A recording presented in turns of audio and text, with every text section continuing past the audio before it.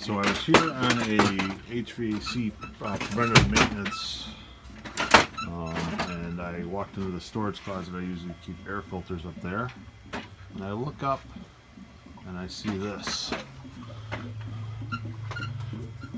little 6-gallon electric water heater.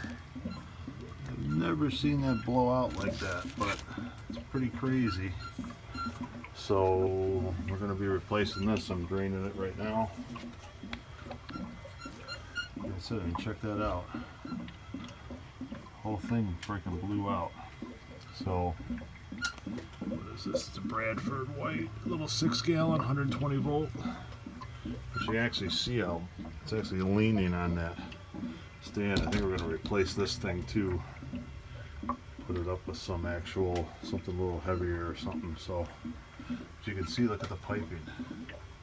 I actually bent that 90 there, and it's actually leaking a little bit, so it looks like it broke that joint.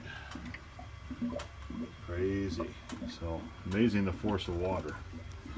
So get a tank on order, and I'll replace this.